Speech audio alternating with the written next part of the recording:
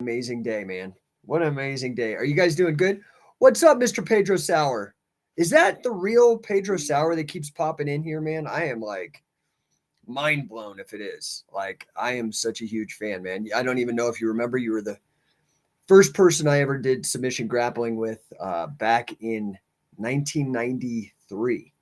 So happy if that's the real Pedro Sauer. Big, huge props to you joining in. Ruby Tuesday 23, what's up? English martial arts? No.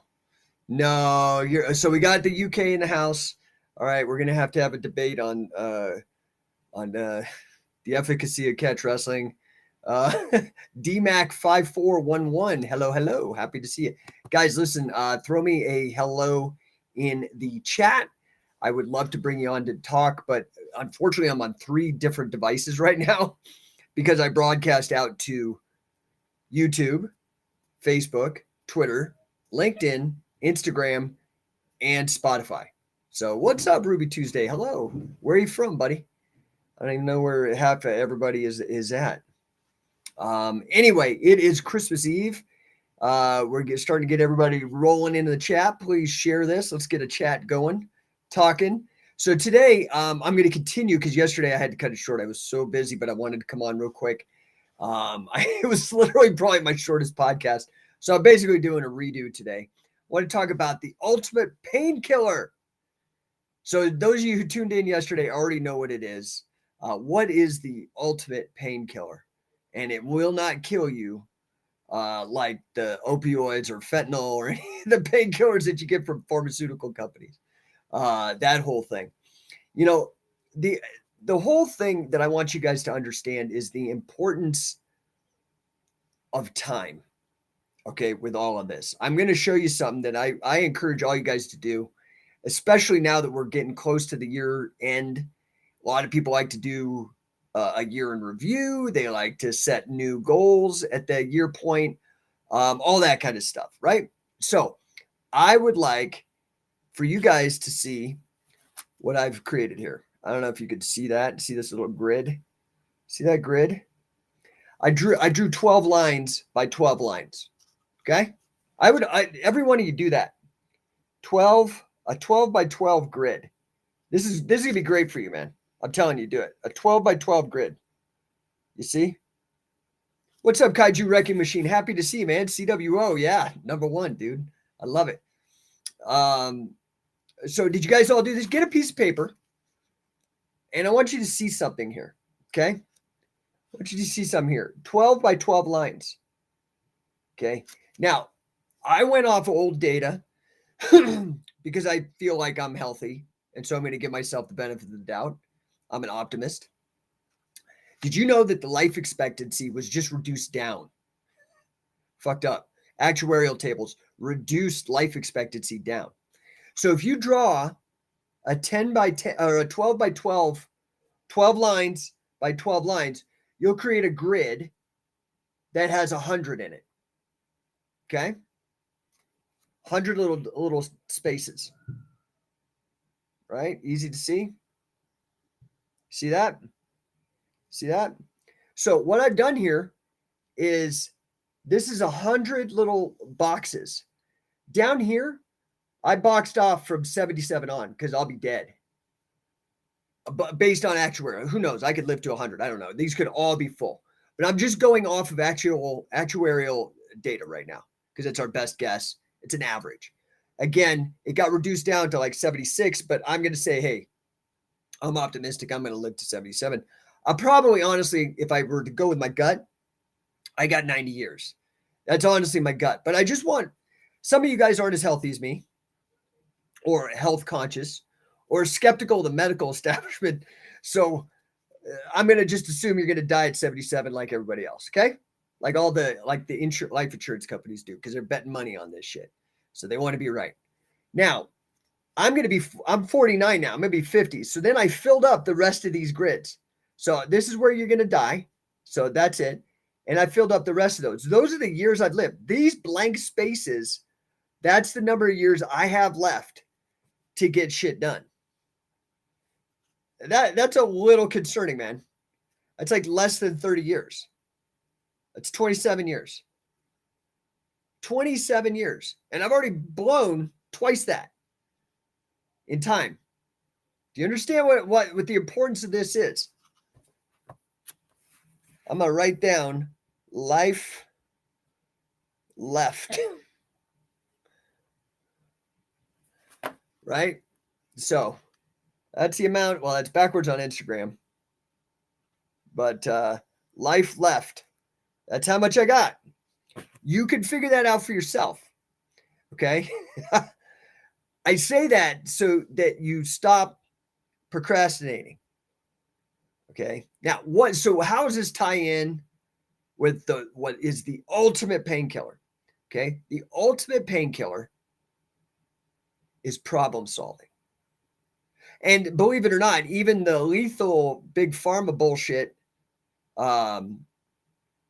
the opioid crisis that is partially responsible for the reduction in the life expectancy, by the way,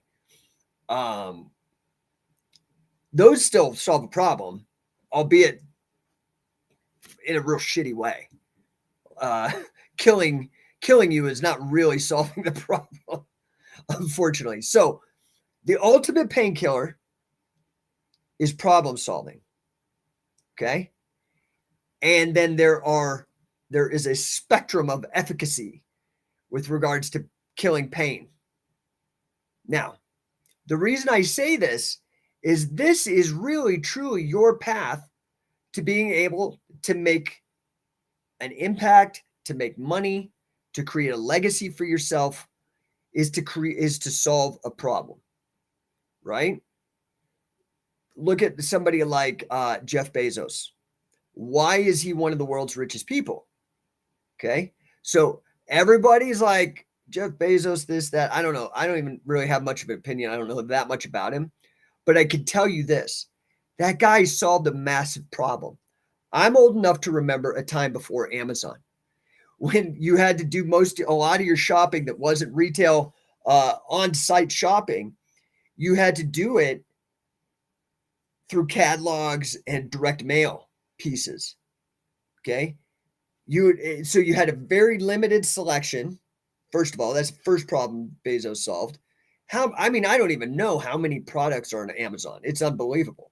So almost unlimited product selection. Huge problem solved right there. Anything you need. And then the second thing is he's got it towards even like almost same day delivery. So this is better than retail. You have all the selection that you could ever dream of for the most part. And you have it for the most part delivered in the same day. That is, now remember why. So who gives a shit? Who gives a shit, man? Back in the day, you had to wait 6 weeks. Dude, do you understand?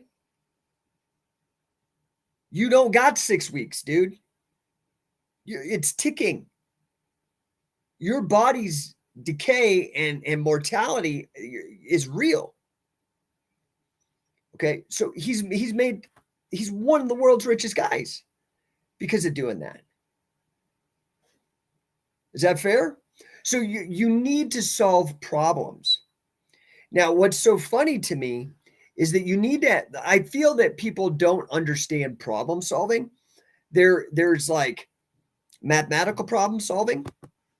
You understand? Things that could be done with like a computer and whatnot. Mathematical problem solving. That is mostly handled in the realm of computer science.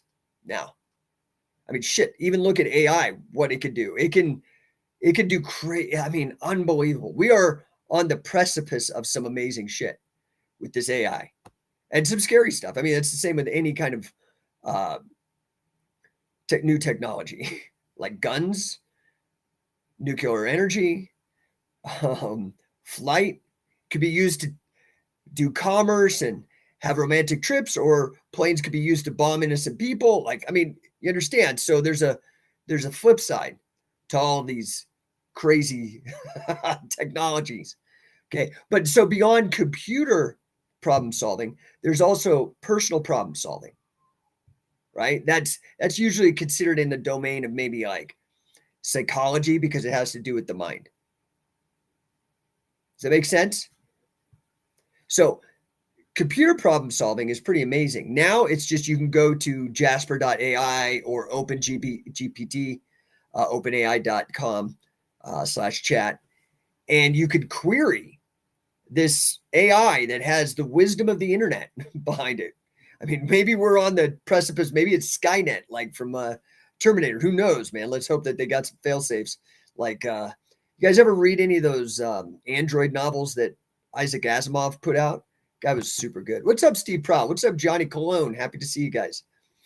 So my point is your impact and your value to other people is that you being able to solve a problem for people. Hey, what's up, Marco? Merry Christmas to you in Canada, my friend. Happy to see you. Excited to see you this coming year, man. Tear it up. You guys are well on your way.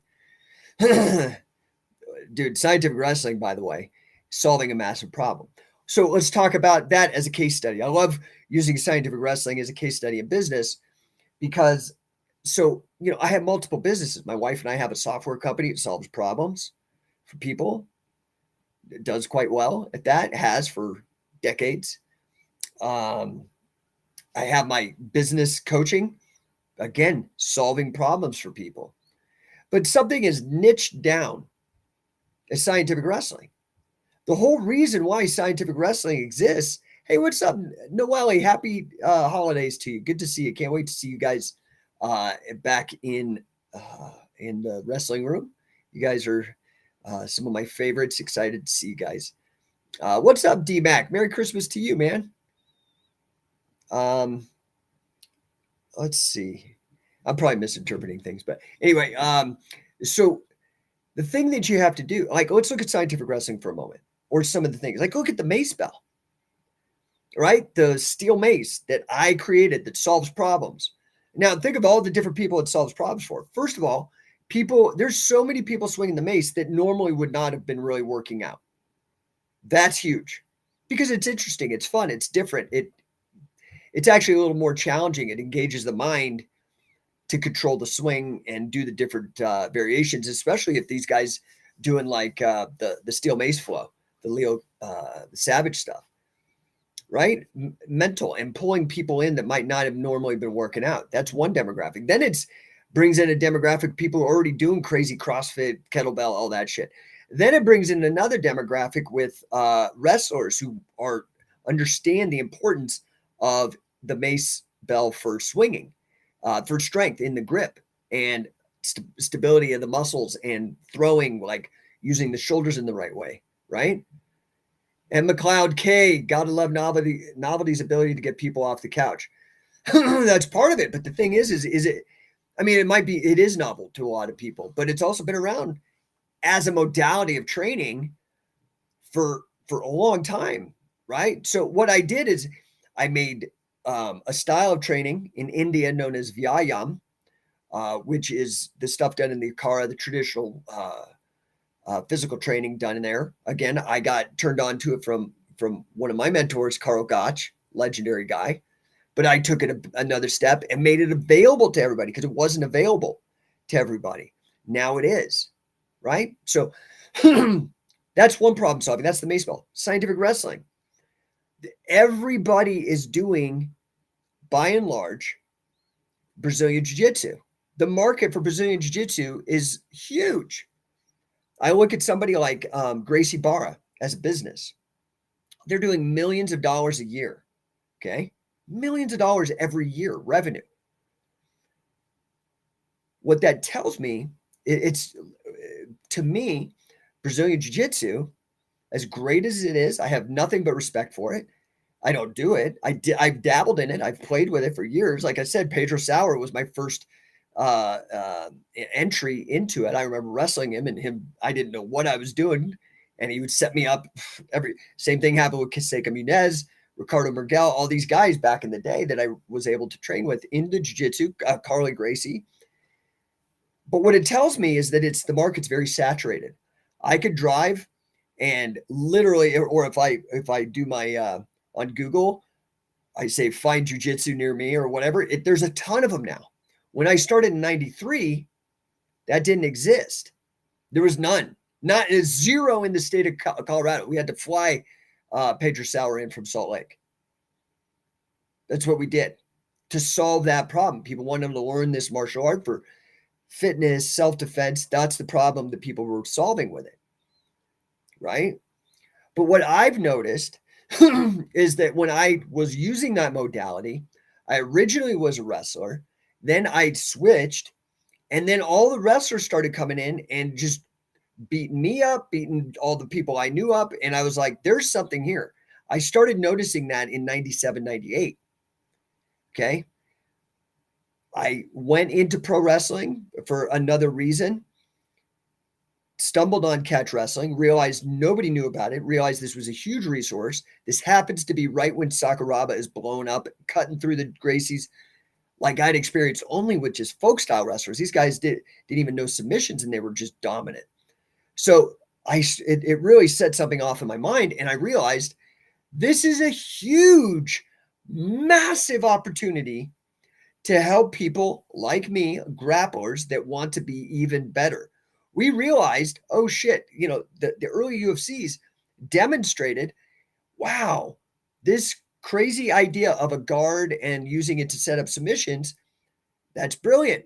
Love it. I mean, we've seen the fights, how it went. Awesome.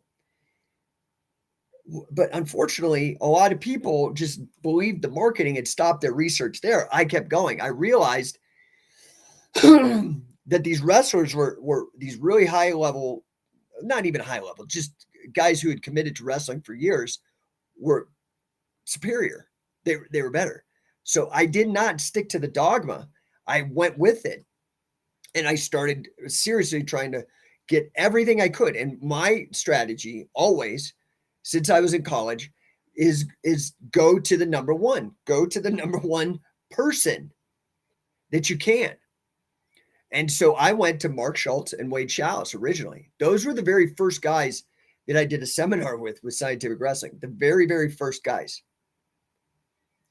So the wrestling, the folk style and freestyle wrestling is intrinsic to what we do.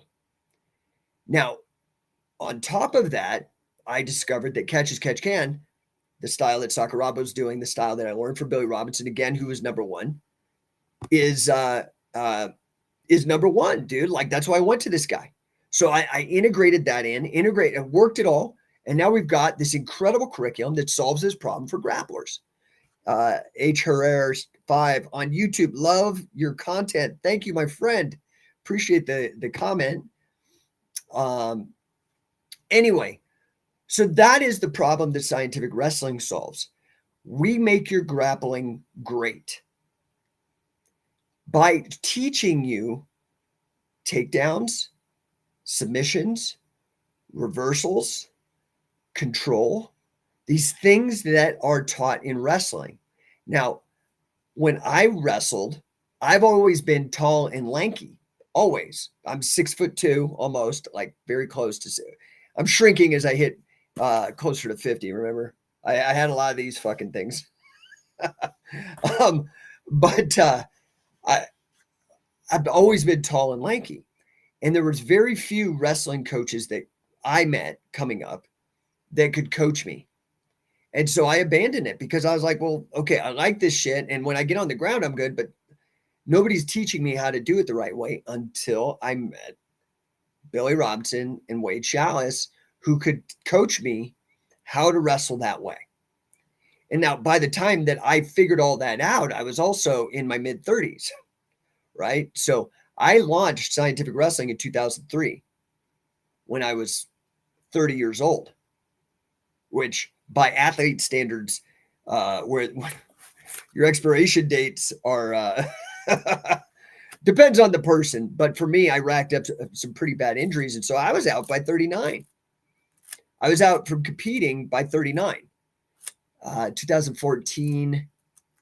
So that would be, no, I made it to 41 before I really stopped just really rolling it all, because of the carotid dissection mostly, and some other damage, nerve damage that I have at the cervical level from being crazy.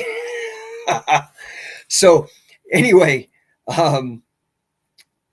the point that I'm trying to make here is that if you want to be successful and you want to make an impact, you have to, first of all, take seriously this idea of solving problems.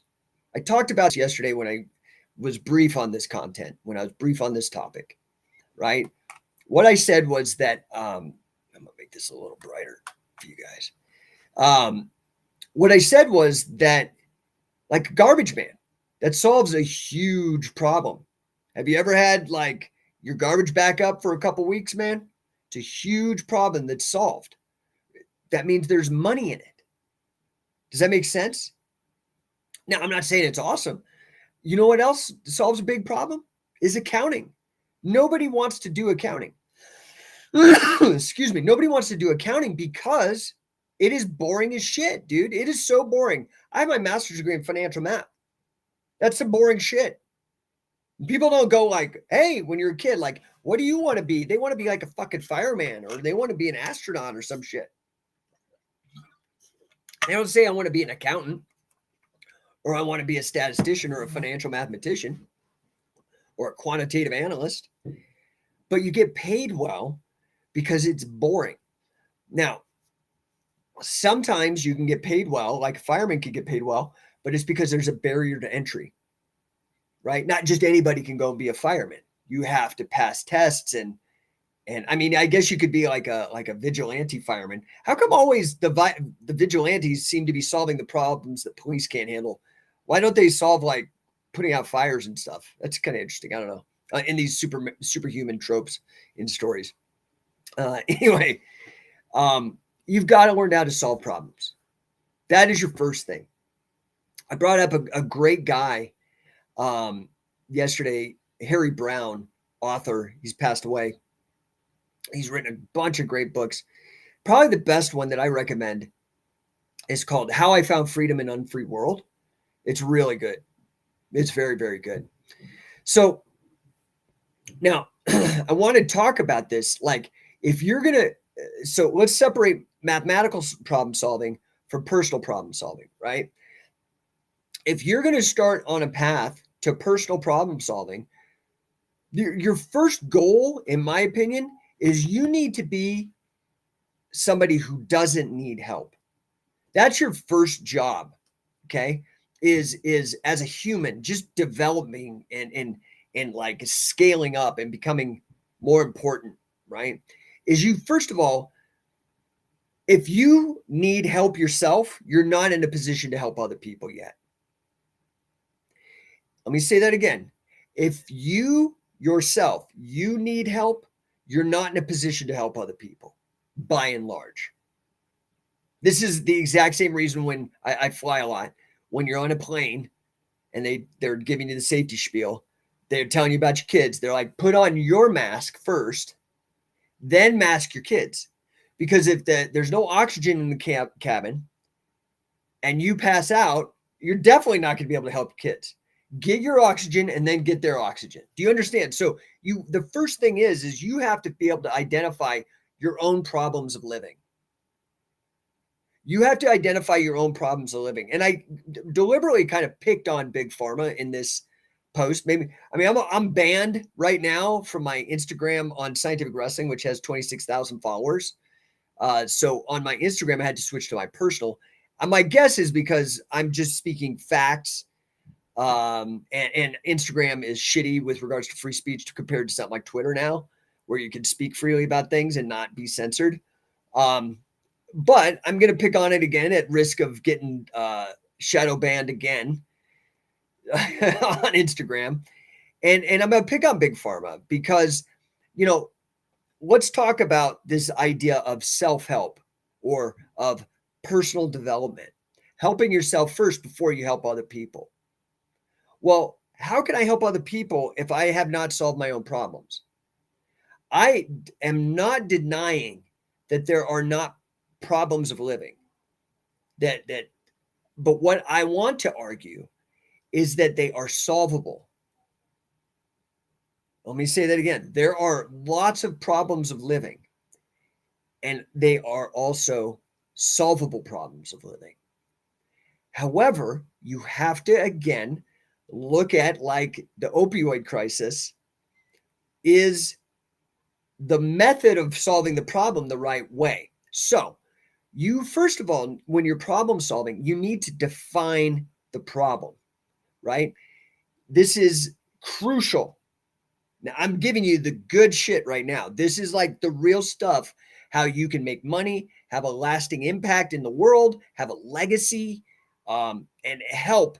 That's my mission personally. My personal mission is to help as many people as possible, as many people as I can, given that I only have so many empty boxes left. For those of you that just tuned in, I suggested that every single person right now, because we're getting to be at the end of the year, this is my life left box. Make 12 lines vertically, 12 lines across. That'll give you a box with 100. At the bottom of it, fill in from box 77 to 100. That's the actuarial life expectancy, at least for men. I think women are 80, if I'm not mistaken. You can look it up. So if you're a female and you're doing this, just leave empty, close out 20 boxes instead of 23. And then you box off your age. So you can see these white things are the time that I have left, right? And you have a similar box that you can make for yourself. But my point is that you have to be able to effectively define what the problem is if you ever do plan on solving it. So this is my problem with something like Big Pharma. Are they actually solving your illness? Does the medical industry in the United States, by and large, solve your medical problem? Or, meaning cure you, or do they instead practice symptom management? Those are two different things, okay? Because curing you means you're done. Means, hey, awesome, I took this pill and I'm no longer sad. But unfortunately, that's not what happens. You take the fucking pill and you're hooked on the pill.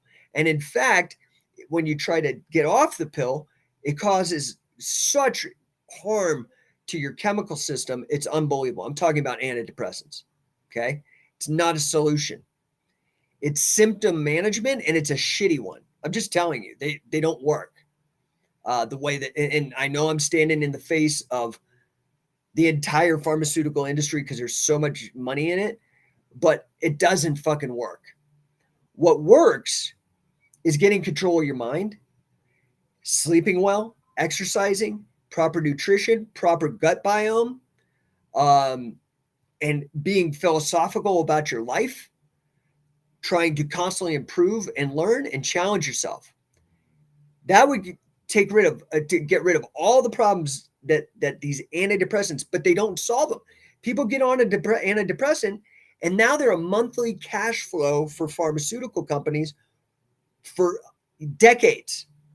Do you understand? It's not solving a problem. It's telling you it's solving a problem, but it's snake oil. It's not solving your problem. Okay. In addition, you have to look at all the side effects, in particular, the violent side effects. You know, I saw a meme the other day, and it was, all these high school kids practicing shooting. And that even when I grew up in a small town called Buena Vista, Colorado. There was only 2,000 people in the town, up in the middle of the mountains, hunting.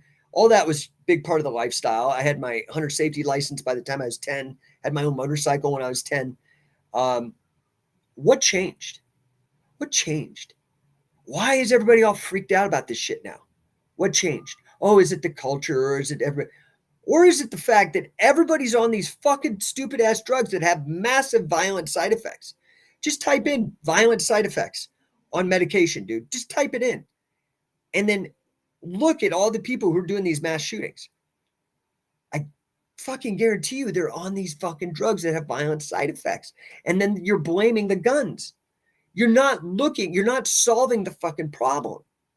Does this make sense? So you have to make sure that the problem itself is well defined. Well defined. This is why problem-solving language, which is traditionally math and or computer code And I will also offer legal language. Every single one of those types of language are very, very specific, clear. There's no vagaries. There's no misconstrual of the words or of the symbols. They mean something very specific. Okay. That is well defining something, creating a very sharp boundary about what it is so you can work with it. That is your number one goal, is making sure that the problem is well defined. Does that make sense? So identify the problem. What is it that you're trying to solve? So with scientific wrestling, I was trying to solve this problem of, hey, there is a massive hole in the traditional modern grappling game presented by the jiu-jitsu methods.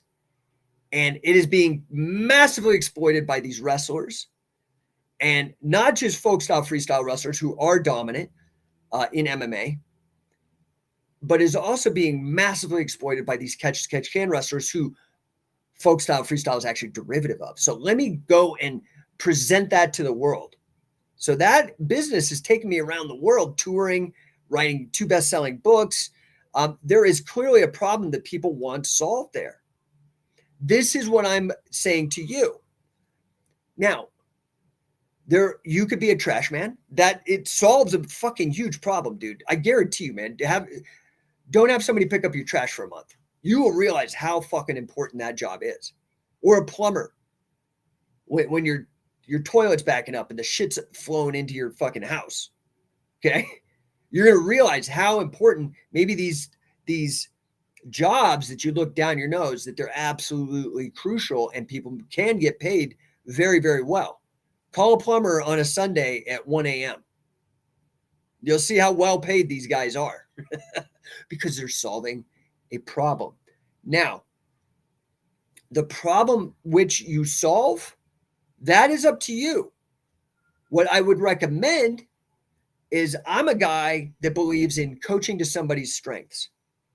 So whether I'm coaching you in grappling or I'm coaching you in business, I'm not going to coach you to do the thing that you're the shittiest at.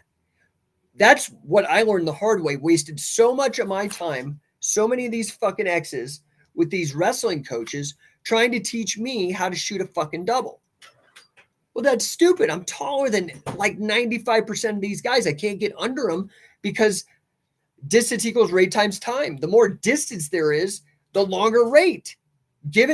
So guys that are shorter can drop, and there's a shorter distance, meaning a shorter time. I don't even know if any of this makes any sense to you guys, if I'm just rambling. But my point is I wasted so much time with bad coaches who were trying to coach to my weaknesses.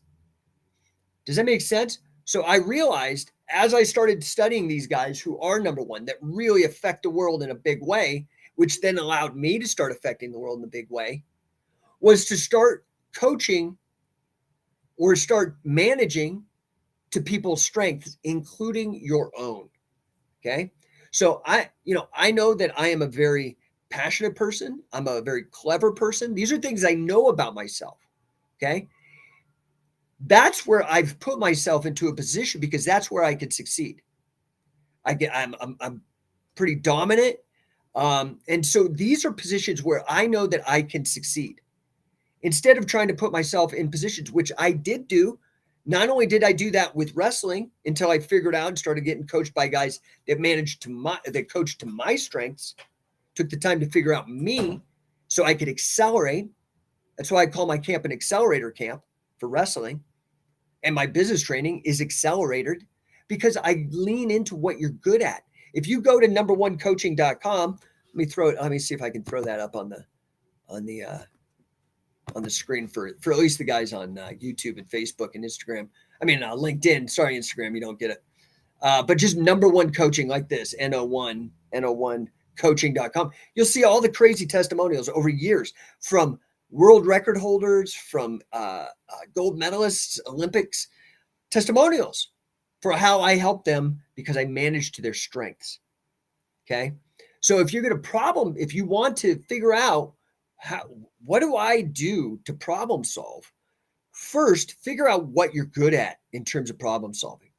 So a lot of you guys I have because of the grappling. Maybe you're really great at grappling and that's why you want to coach. And that's how you're going to make your impact in the world. Awesome. I feel you. I've been there. I'm ahead of you probably because I'm old and I've been doing it forever. And despite all that, I still am learning. This is another thing, especially Billy Robinson, I really took to heart. That guy was learning until the day he died. He was constantly absorbing information and trying to improve himself. Okay. Like I said, you can't help anybody unless you can help yourself first. And you need to be real about that. So you need to look at the problems of living that you are having yourself, and you need to fucking get that shit handled. And stop wasting fucking time. Pardon my language, but I'm trying to help you here. Stop wasting time. Try to get a realistic assessment of yourself. Now, so let me tell you, like in business, one of the things I realized is I was like, okay, I went the wrong way. Yeah, I have a master's degree in math. Yeah, I worked as a statistician. Yeah, I worked at the highest levels of investment banking and mortgage banking as a quant. I fucking hated it because I'm not a math guy. My undergraduate's in English. I proved to myself that I could do it. I put myself a massive challenge, okay? Do you guys understand how big this challenge and the challenges I set before myself in my life? I've overcome fucking cancer. I've overcome iatrogenic harm. I mean, medical malpractice on the health side.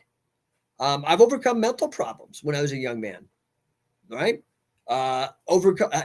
Overcame this hang up I had about math because I realized what I was telling you about the trash man and the accountant.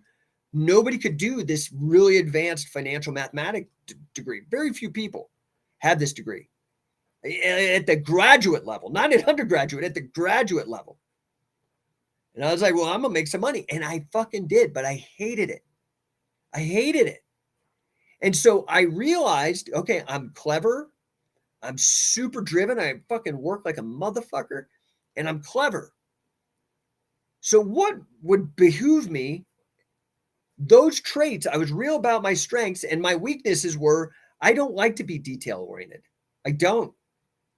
I could do it, but it's like fucking pulling teeth, dude. I don't enjoy it. Now, some people do, right? If you've ever taken these psychological assessments like DISC, have you ever heard of that? It's actually, it was created by the creator of Wonder Woman. I can't remember, what was his name? Marsden or whatever. Anyway, it's based off of a lot of Carl Jung's ideas as well. It's a fascinating assessment. But I was in a group that was like the conscientious group, a C, which is like analysts. That's not my personality. Whenever I take those personalities, I'm off the charts D. I'm a huge D, which is dominant. I get out there. I'm not afraid. I'll get up and speak to 1 million people. Do it. If you've got the audience, let me know. I will get up there and I will give one fucking hell of a goddamn good talk. I could do that. I have no fear. I had a radio show. I get up and speak in front of thousands of people all the time. I have no problem with that at all. Clearly, look, I just bullshit forever. And I could clean it up too. Trust me, if I have to speak to a religious organization or something. But my point is that I had to start going to where my strengths were. I am one hell of a good coach. I'm a great coach. Like I said, go to No1 Coaching, go to Scientific Wrestling, look at the testimonials, go to my business page on Google for No1 Coaching, look at the testimonials. Like, dude, that is my strength. That's what you have to do. What you have to be honest, not what you want to be good at. I wanted to be good at financial math because I realized the money. And I learned some stuff that I use to this day. But dude, I don't want anything to do with fucking spreadsheets if I can avoid it. I don't want to be coding if I can avoid it. I don't enjoy it. I hate it. I fucking hate it. But I did it and I could do it. And I proved to myself I could do it. That was a huge win for me. This is how you become confident, is you challenge yourself and you accomplish it. Now, granted, that was a waste of about 5 of these boxes, 5 or 6. Let's even say 10, because I did it from pretty much 97 to 2007. So I wish that I would have stumbled on some mentors earlier to help me find my path. So anyway, now What am I good at? I am fucking really good at sales and marketing, at business development. I'm really fucking good at it. I've done it like over and over and over and over and over and over and over for myself, for others, my wife. I mean, fucking like over and over. Pin Up for Pups. I came up with that with my wife. It was to help her. We got on reality TV shows, had calendars with fucking a bunch of celebrities and stuff. Crazy. Lots of times I've done that. But it only had the Mace Bell. Like I created all like these massive ripples through the world because I went to my strengths. Okay. So that's your first thing. What are you going to be good at problem solving? What are you going to be good at problem solving? That's what you have to figure out. Yeah. Marco's saying Dr. Rome and the DISC. Yeah, the DISC assessment's huge. I can hook you up with that. I've my company, No1 Coaching, does that. Not only do we do DISC, which is it not only tells you about yourself, but there's this other function when you're within a group and everybody else does the DISC. They have this thing called Catalyst that takes everybody's DISC assessments and places them on a grid and shows the proper way for them to communicate so that the organization works. It's massive. It's a wonderful, wonderful tool. And in addition, they have this other new technology that is legally defensible when you are hiring people. They're actually personality tests you could take to make sure if this person's actually good for the role. So let's say you're hiring somebody for a sales job. You give them this PX, it's called PXT. And if you give them the assessment, it bounces against all the other people who've actually been successful in that sales role, and their personality type, and then says, well, this person is a perfect fit for that role, that personality type based on the success of other people, how they've taken it or not. It's amazing. Amazing shit. Amazing shit for like what I do in terms of trying to help people improve their companies and their business teams, right? So if you're interested in that, let me know. It'll fucking change the whole way you do business. It's really cool. Anyway, so you have to identify the problem. You have to define the problem. So, and I think that's part and parcel of the same problem. Okay. So part of it is going to be having the self-awareness of what you're good at. Like, what can you do? Okay. Now, your first step, this is why I call my company No1, and it's been very successful for me as a method, is you solve the problem after you have identified it by trying to find if somebody has solved that problem before. Okay, they call that problem solving by analogy. So let's look at scientific wrestling. I realized there were these holes in the grappling game. I had a buddy of mine, Alex, out in Venice Beach. Cheers to Alex. I hope you're doing well, Alex and Edison. They do the Venice Paparazzi. They're a photography company out in Venice. Fantastic human beings, really good friends. Anyway, Alex and I were messing around. We used to wrestle all the time in Venice, and he got me in a cradle, and I was like, God damn it, that was embarrassing. And so I took note, though. Instead of just losing, I took note, and I was like, I'm gonna learn everything I can. That's when I hired Wade Shouse. Do you understand? So I got confronted with a problem that I couldn't solve. And the first thing I did was I went and saw, hey, D-Mac, good to see you, bro. I appreciate you jumping on, man. Happy holidays to you, sir. I went and I found somebody who had already solved the problem better than I could. Wade was already the Guinness World Record holder for the most pins and wins in all of wrestling, the most wins over international champions, most wins over national champions, 5-sport, combat sport All-American. I was like, okay, let me just fucking listen to this guy instead of being bullheaded and really absorb what he has to say. So that was problem solving by analogy. This is the same thing I did when looking at Sakuraba. I was like, holy shit, this guy's just smoking all this jiu-jitsu guys. And these are like supposed to be the greatest of all time. Fucking, in my opinion, Hickson ducked him because he would have like publicly made him look bad. And I understand that. I'm just saying that's my opinion. Like, I think it's true. Anyway, so I went and I looked. I'm like, dude, this guy's already solved this problem. Let me figure out how he figured it out. Does that make sense?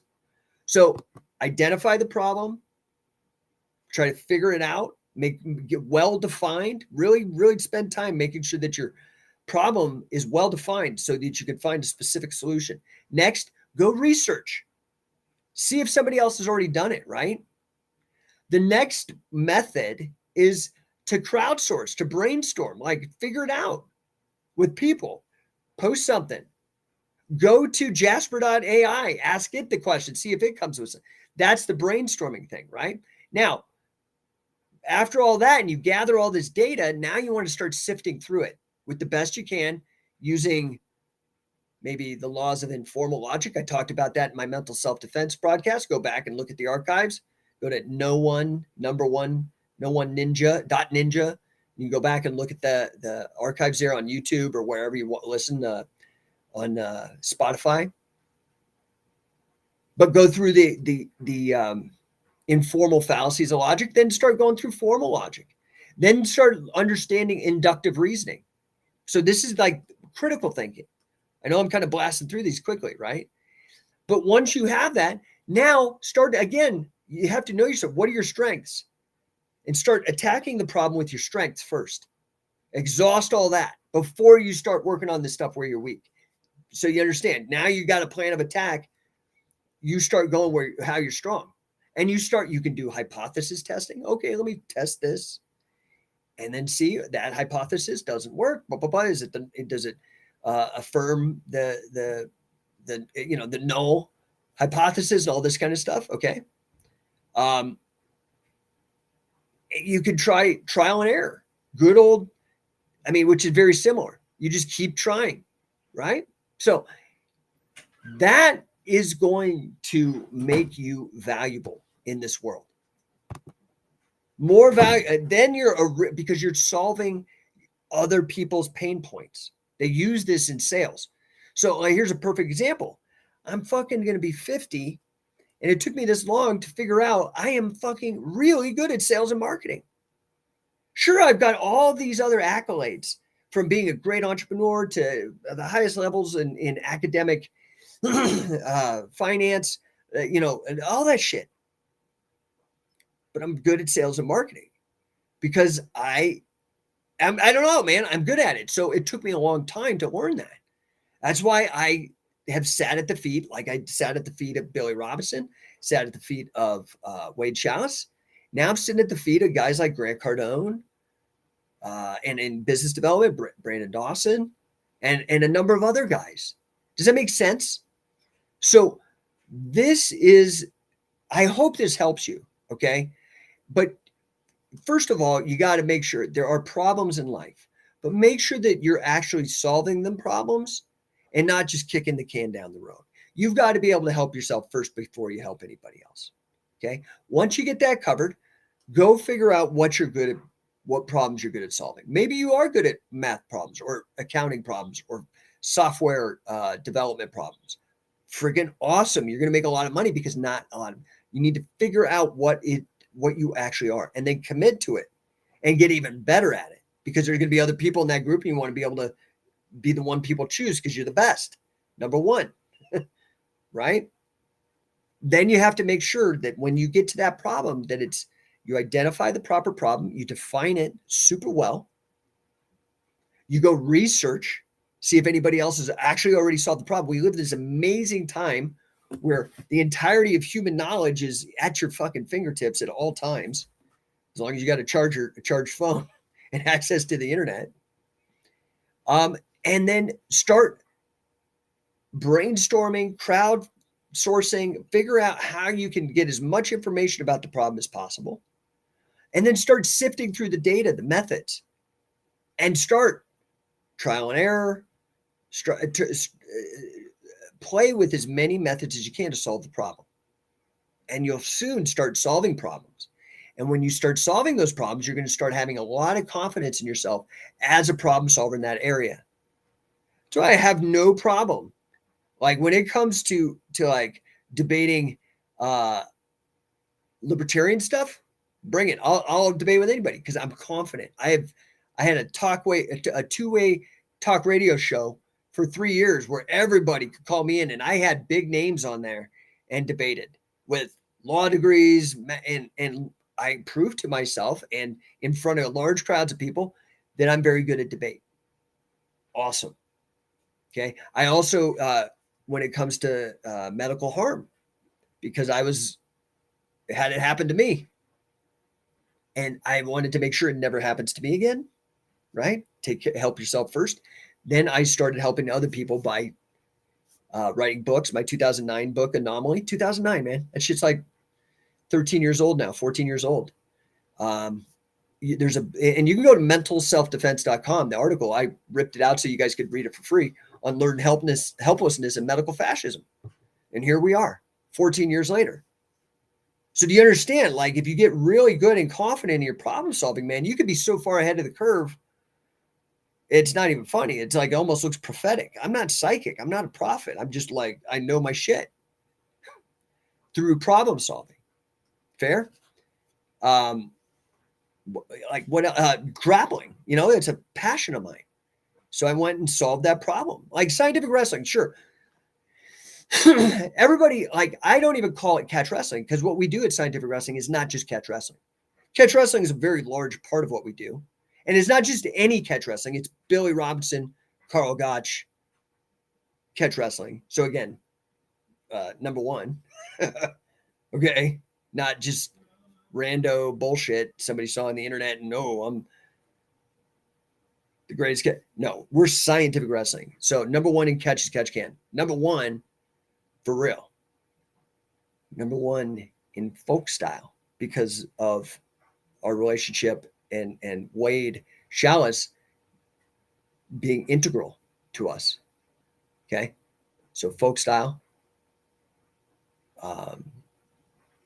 catch as catch can. Several of our full coaches are jiu-jitsu black belts. So we don't teach it, but you're damn right. We know their methods and how to counter wrestle it. So when I started pushing the term hybrid grappling, I actually kind of picked it up from Gil Olivas, one of our full coaches. He was calling his stuff hybrid grappling. And then another one of our assistant coaches, soon to be full coach, hopefully, Dave Petrone, the guy doing all the great stuff with pinning and cradles in particular in grappling. Anyway, long story short, hybrid grappling is really what we do. I think Petrone was calling hybrid submission grappling. I was like, okay, that's a little too much, but you're getting in the right ballpark. I love the hybrid word because it's an homage to Pancrase, which predates UFC by a month. Okay. Pancrase, Minoru Suzuki, who I just had lunch with a couple months ago, which was awesome. But anyway, hybrid. We have our stand-up is largely Greco-Roman from Billy and Wade. Wade's an all-American Greco-Roman and judo. Okay, so hybrid. Folk style, pinning, control, takedowns, escapes, and reversals. Catches, catch can. Takedowns, control, escapes, reversals, submissions. Make sense? So figure out very specifically what problem you could solve, learn the steps of problem solving, and go to town. Commit. Go as hard as you can with it. Does that make sense? All right. So I've been bullshitting on this. I wanted to touch this topic because I literally gave it 10 minutes yesterday. I probably shouldn't even have jumped on, but I wanted to just connect with you guys and know that, like I said, I don't like the pretense of thinking like professor or guru or any of that shit. I'm not that. I'm a problem solver and I'm a good one and I'm here to help you. And I'm expensive, but I will solve your freaking problem. Guaranteed. You'll have the best ROI when I solve your problem. It's just, dude, I was solving problems for big investment banks. Dude, they were paying me a fuck ton of money. So, and I've got responsibilities. I got 3 kids. They got college, cars, orthodontics, private school, 5-bedroom house in an expensive zip code. So anyway, here's the deal, man. If you have questions, DM me. Okay. You can ping me here. I do it for free. You're not going to get much fucking in depth here. Okay. But I will help you. You can ask me when I jump on here. It's like office hours, I say. Any of that stuff. You got it? So DM me. It's not hard to get a hold of me. You can go to scientificwrestling.com, No1coaching.com, Twitter at Jake Shannon. I'm spending a lot more time on Twitter. I think I only have like 6,200 followers there. I'd really appreciate it if you jump on and get those numbers up. Because again, my goal in my life is to help as many people as possible in my two domains of expertise: grappling, scientific wrestling, and business coaching, No1 coaching. So I am here to help you, and I will help you. And you can go look at the testimonials from beginners to highly advanced people. I can do it. So anyway, I appreciate you guys. You guys have a very fantastic Christmas Eve. Can't believe it, man. 2023 coming up. It's going to be a killer year. Killer year. I know it is for me. You guys need to understand. Hey, Marco, good to see you, bro. Merry Christmas. I'm excited to see you in 2023. You guys, participation in the recession is optional. Turn off the fucking news. Go read some books on improving yourself, on developing yourself, on being a better problem solver, being the real painkiller. Cartius Maximus. Cartius Maximus. Merry Christmas, dude. Happy to see you. So guys, be the painkiller. Don't take painkillers. Get people off painkillers and put them on your painkillers. Maybe they don't need anti-anxiety meds. Maybe they need to get their shit done. Maybe they need to be held accountable. Maybe they need to have higher goals so they can have fucking more respect for themselves. Maybe they're not depressed. Be a better problem solver. Be a better painkiller than Big Pharma. All these fucking shots that got rolled out and have all these awful side effects. The real problem solver for COVID was vitamin D, exercise. The people who were fit and in shape had no problem. Eating right, not drinking, not fucking up your immune system with too much meth or whatever the fuck dumb shit. Be a better painkiller. Solve problems. All right. You guys have a Merry Christmas. I hope you guys were able to afford to get your family and friends and your kids everything that you wanted to get them. If you didn't, that's on you. That's on you, dude. I'll help you, but you can't bullshit, man. If you couldn't get your kid the computer that they liked, if you couldn't get them whatever because it was too expensive, don't blame the recession. Blame your fucking self. That's the only way you're going to fix that problem. I'll help you. Anyway, Merry Christmas. Oh, Cardius Maximus says, good to see you on here too. You're an inspiration. Thanks, brother. Appreciate that, man. Let's go. Hopefully I inspired you. Let's make some money. Let's solve some real fucking problems. Be a real painkiller, not some fucking fentanyl bullshit that's reducing everybody's life expectancy. Remember, do this. 12 lines by 12 lines. It'll give you a box with 100. Scratch off from 77 on if you're a dude, 80 on. That tells you, and then all your birthdays. This tells you how many years you have left to make your impact. You better fucking hustle, bud. I've made my impact. My shit will outlast me. My contributions to grappling, my contributions to fitness with the Mace Bell, my contributions to writing. I've written like 15 books or something. All this stuff's going to outlast me. Just wait to see what I do with these last fucking 20, whatever, however many years I have, 27. Just wait, dude. Shit's about to get fucking real. I'm going to blow this up. Love to have your help. Anyway, you guys are awesome. Merry Christmas. And yeah, man, I'm not going to probably podcast tomorrow. Maybe I will. I don't know. Shit. Depends if I have time. But I will definitely be back next week. I'll have a lot of time because I'm working my ass off, but everybody else is fucking taking it off. So Cartius, yeah, man. what you need to do is you need to make an 11 and take a piece of paper, make 12 lines vertical, 12 lines across. Now, actuarial tables put your life expectancy at 77. So take from box 77 on, they actually reduced it to 76. So take all those out to where you only have 77 boxes up here. See these clear ones? I took out, after you die. And then I put up here the number of birthdays. I've had 49. So there I am right now.